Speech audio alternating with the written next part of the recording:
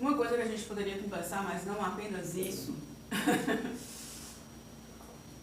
seria uma das minhas maiores dificuldades como produtora de conteúdo é que, assim, todo marqueteiro indica a gente a produzir conteúdo polêmico, né? E, assim, por exemplo, no teu caso, a tua abordagem, ela já é naturalmente polêmica, né? Mas no meu caso, que é desenho, não tem polêmica. Assim, pelo menos eu nunca... Mas não é a sua área. Não.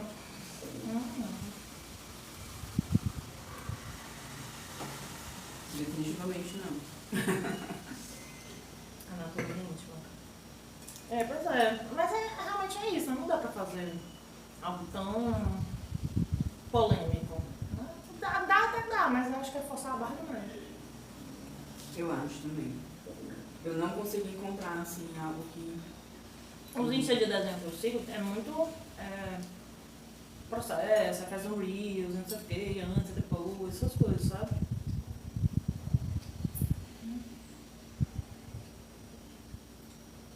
Pois é, mas é uma das minhas maiores dificuldades nesse sentido. Então, uma das ideias seria a gente conversar mesmo sobre, até que tem coisas polêmicas, mas que não dizem respeito ao desenho em si, mas à atitude do desenhista, na minha opinião, sabe? Como comportamentos, como, por exemplo... Complexo de Deus. Não só a coisa do ego, que isso é dos meios criativos. O que eu acho que na minha opinião, né, como pessoa, seria muito mais assim, por exemplo, nos meios editoriais, até bem pouco tempo, era muito mais comum, e ainda é comum hoje, apesar da gente ter grandes ilustradoras, mas é muito mais comum o meio editorial ser um meio masculino, de espaço masculino, de produção masculina, com valores masculinos, entende? Assim, do que, por exemplo, lideranças femininas, ilustradoras femininas, linha editorial, ou não precisa nem ser feminino, mas ser mais neutro, saca? Uma vez eu fiz um vídeo sobre desenho animado, realmente, dos corpos, né, das mulheres e tal, que a mulher vai lá lutar, um sutiã assim, um salto alto, tipo, gente, eu não vou nem na esquina desse jeito pra lutar. A gente já sabe que ela é muito melhor lutadora do que o homem, né? Porque luta de salto alto. Exatamente. E com o corpo exposto. Eita, velhinha, eita, mulher, muito carinho. É uma pessoa nova, né, velhinha? É muito carinho e muito açúcar, assim, muito engraçado. O melhor que eu acho desse negócio do corpo é do Street Fighter. Que eu acho que talvez que tu esteja se referindo seja até relacionado ao Street Fighter. Mas tem. Que é um jogo de videogame. Que tem a Chun-Li. Gente, a Chun-Li... Umas saias meio estranhas, é tão absurdo. Uns peitos assim desse tamanho. Que eles querem fazer ela com colchona, com quadrilzão, com peitão, mas com a cintura do tamanho da Thalia. Como se ela tivesse arrancado as duas costelas pra ficar mais fina. Sim, com certeza. Mas os caras também são super sexualizados, né? Sempre é um cara muito bombado, muito, sabe, um negócio assim. Mas... É menos. É porque eu acho assim, eu não sei, né? Mas eu acho que sexualizar um cara porque ele tem um corpo sarado não é a mesma coisa que sexualizar uma mulher com um corpo sarado. Entende?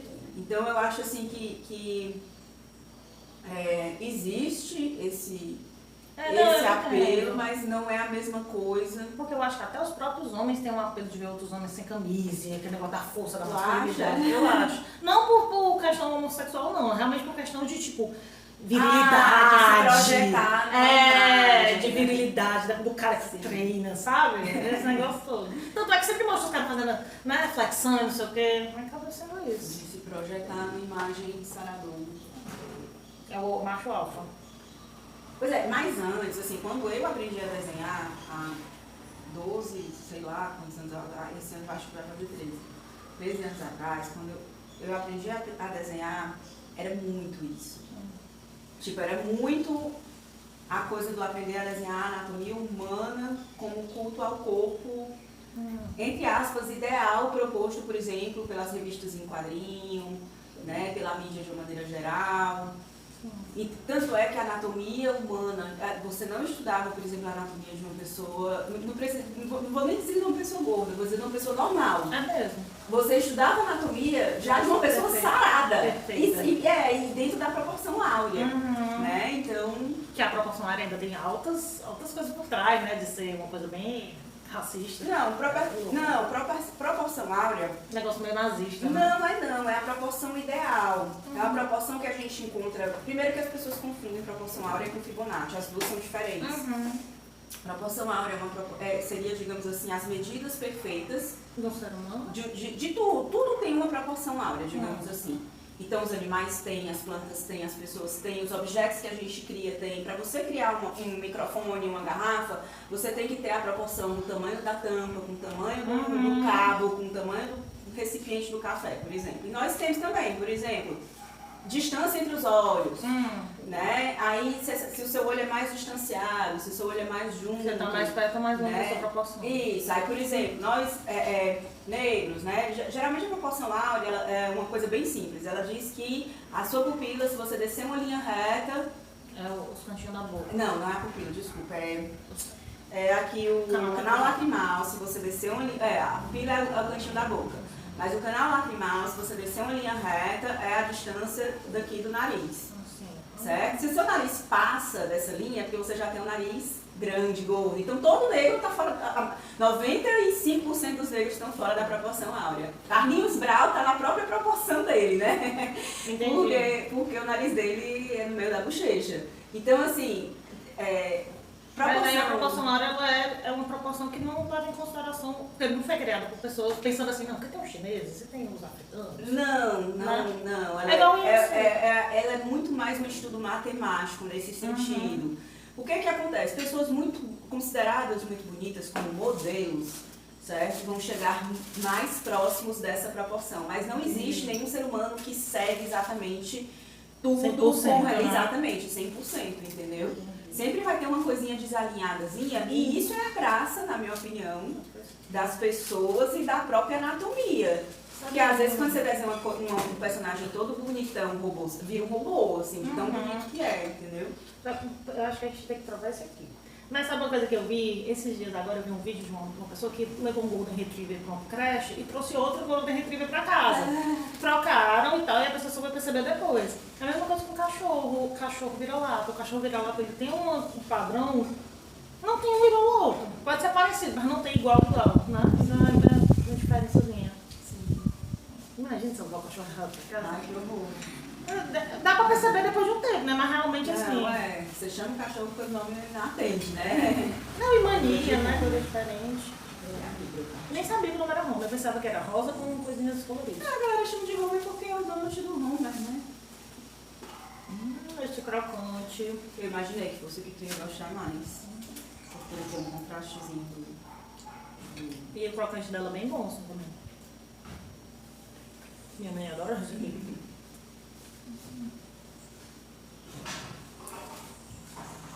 Coisa maior, polêmicas do mundo. Não, eu acho que uma outra grande polêmica, mas que é uma polêmica assim que acho que a maioria das pessoas não percebem que é algo polêmico por falta de educação visual mesmo. É a tara que as pessoas têm para anatomia humana, por desenhar a figura humana. Tipo, 90% das pessoas querem aprender a desenhar para fazer alguma figura humana, seja retrato, seja personagem, seja alguma coisa assim. Né?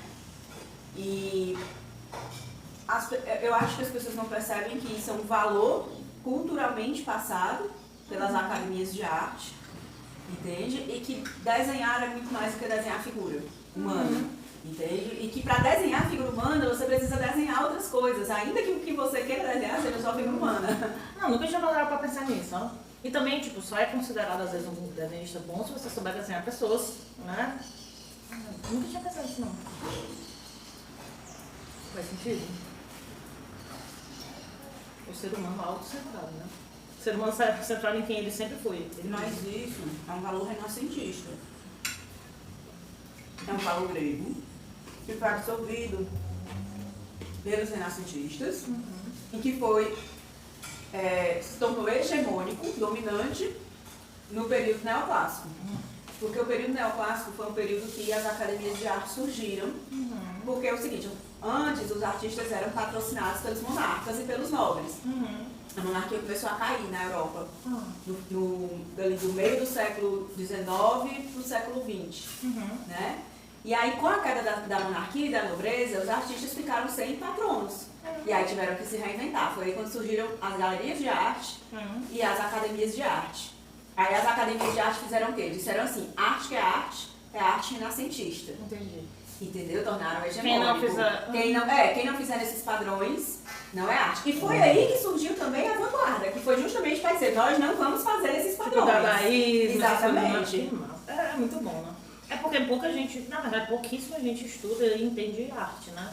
Assim, na nossa convivência. Então, ela não sofre muita coisa. Eu fiz as cadeiras de história da arte, mas era voltada para arquitetura. Muito massa. Tu chegou a ser aluna da Hermínia? Sim. Eu fui aluna dela também.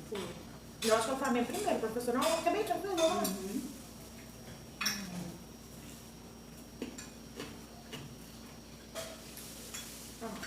Não me esqueço nunca, a gente foi no museu uma vez. Não foi no museu de Paris, que era de arte. Jorge Pompidou. Aí ela tem um quadro que é todo azul, 100% azul. Sim. Aí o Ramon ficou puta ali. Que é isso? Não, a Pompidou ele vai ter A Origem do Mundo, né? Que é uma vagina. Tem aquela privada, Victória. Do Champ, né? Pois é. Foi o museu mais divertido que eu já fui. Achei muito legal.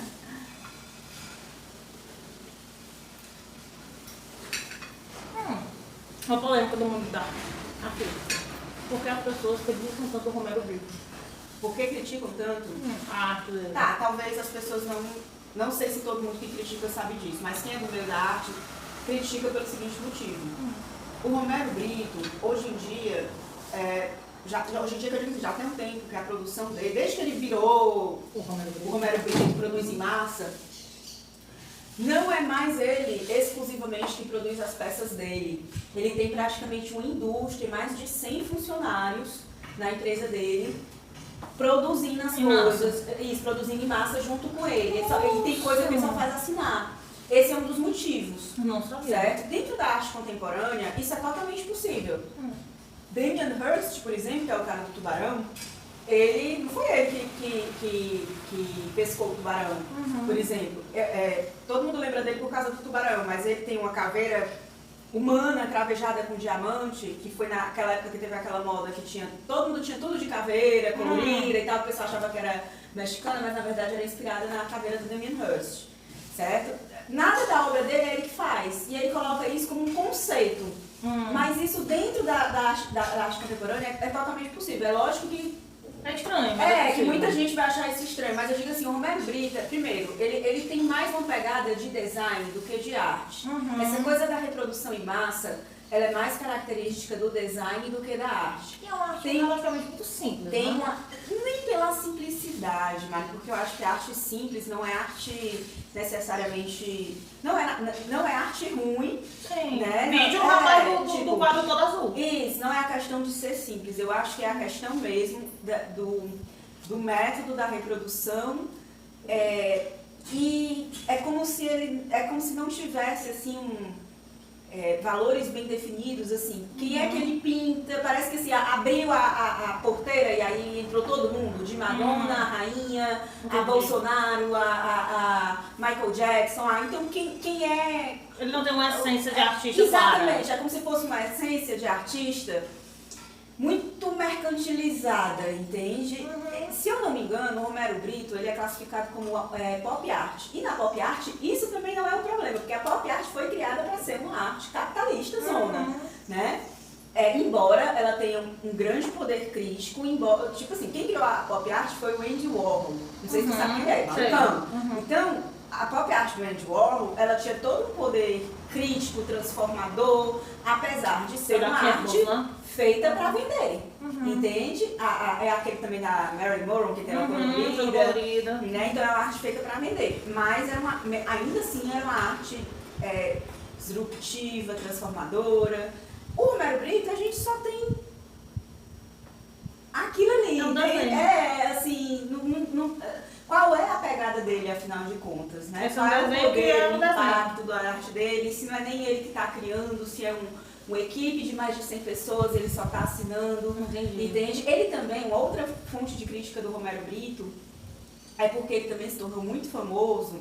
Tipo, no Brasil, ele era famosinho, né? Mas aí ele se mudou para Miami, um monte de artistas internacionais começaram a encomendar a arte dele, e foi assim que ele se tornou famoso, entende? Então, assim, tem umas coisinhas, picadas, uns calinhos, umas coisinhas que... Bom saber, porque eu só vejo o povo descendo o pau nele, né? Assim, falando... A mulher, porque assim, Romero Brito, a gente vai ter papel higiênico do Romero Brito, Nossa. vai ter caderno, vai ter roupa, vai ter sapato, mas até papel higiênico tem da estampa do Romero Brito, entendeu? Né? Então, Complicado. vai do quadro da rainha à estampa do papel higiênico, entendeu? Com certeza. Nossa, difícil. Dentro da arte, eu acho que não existe assim um certo e um errado. Tanto é que toda disciplina de humana tem uma teoria, né? Por exemplo, teoria da psicologia, ou as linhas da psicologia, teoria da comunicação. Na arte não existe uma teoria da arte. Por quê? Porque todo mundo pode, se eu dissesse a xícara de café que eu acabei de beber é minha arte, ela é a minha arte, pronto. Todo mundo tem o direito de chegar e dizer isso é arte pra mim. É assim que eu defino arte. Eu acho que se a gente tivesse... Tem muitas coisas negativas que a gente pode apontar em torno da figura e da arte do Romero Brito. Mas, ao mesmo tempo, se a gente tivesse que apontar uma coisa positiva, essa coisa também de o mais mundano ao mais nobre, digamos assim, também é uma característica invejável, né? Assim, no sentido de que poucos artistas tiveram esse alcance e talvez por isso também ele seja tão odiado, entende? Mas é isso, assim, eu acho que Romero Brito ele é muito polêmico como pessoa também, né? Inclusive, assim, parece que eu sou íntima dele, né? Mas meu amigo Rorô. Mas eu digo assim, que como pessoa, como artista, assim, o comportamento dele, algumas coisas mais ignóbeis, né? Mas eu acho que é isso. O Rorô também deve ser cheiradão, né? Ele é um dos artistas brasileiros que são milionários e mais bem pagos, né? Assim, a gente tem, por exemplo, Beatriz Milhar. Eu acho que também isso é outra coisa que incomoda. Beatriz Milhar se vende quadro na Casa do Milhão. Adriana Varejão vende quadro na Casa do Milhão. Aquele outro que também mora nos Estados Unidos, que ele faz arte de chocolate, de lixo. Eu já pesquiso o nome dele. Victor Muniz, não. Ou é Victor Muniz, ou é... eu lembro já o nome dele. Quero lembrar o nome dessa criatura, meu Deus. Mas enfim, ele é um brasileiro também, que se eu não me engano mora em Miami também, ou em Nova York. E ele faz arte, ele foi uma das primeiras pessoas assim a fazer, porque hoje em dia já é comum, né, fazer arte com comida, fazer arte com outros materiais e tal, mas ele trouxe essa proposta, já fez com lixo, já fez... Aquela novela que tinha uma abertura que era lixo, tu lembra? Lembro. Foi idealizada a abertura, né, a direção, se eu não me engano, enfim, foi a consultoria, ele tem o dedo dele ali. Então ele também é na Casa do Milhão. Então você pega toda essa galera. Beatriz Milhar, Adriana Varejão, né? Esse outro cara, Romero Brito. Entende? Eu acho que isso também incomoda muito. Ele tá dentro desse clubinho, porque o artista contemporâneo, ou o artista que está vivo na contemporaneidade, ele chega na Casa dos Milhões, ele passa a ser um imortal. Ele vai ser lembrado na história da arte, ele não é qualquer artista, entende? Então o Romero Brito, quer queira, quer não, ele está imortalizado. A gente querendo ou não, né? Faz sentido. Mas é bom saber, eu tava curiosa. Tu gosta de ler? Tu tá com tempo? Eu não. É porque eu tinha um livro pra te indicar. É um livro de história, não. É porque é um livro sobre um pintor. É muito legal. Eu gosto de ler, mas eu tô altamente sem tempo pra leitura. Eu tô lendo aí tem disso também, eu tô lendo 3 livros simultaneamente. A gente pode ler agora, pode folhear, mas o que eu achei que... livro de história. Você tava perguntando, tipo assim, de uma maneira geral, né? Não, é porque o nome do livro é Uma Bruxa no Tempo. E aí é a história de uma menina que se apaixona por um pintor e é amaldiçoada. E aí é a história dessa menina, sabe? Ela vive várias vidas na maldição. É muito legal. Muito bom. Foi um livro que é o melhor livro que eu li passado. Pois é, mas eu tô lendo 3 livros ao mesmo tempo e... No dia que você tivesse, Maria, eu tô sem nada pra ler. Mas acontece, menina. Acontece, às vezes você quer uma indicação de alguma coisa diferente, tá cansado, né? Eu tenho tantos. E a minha mãe lê todos os livros que eu leio, né? Eu levo pra ela. Graças a Deus, ela gosta muito de ler. E aí eu levo pra ela os livros. Nossa, acho que eu vou guardar isso. E eu assino aquela tag, então eu tô lendo, né, filho? E aí, bora aproximar aqui o negócio? Vamos ver como é que fica melhor. Quer não, foi meia hora de making.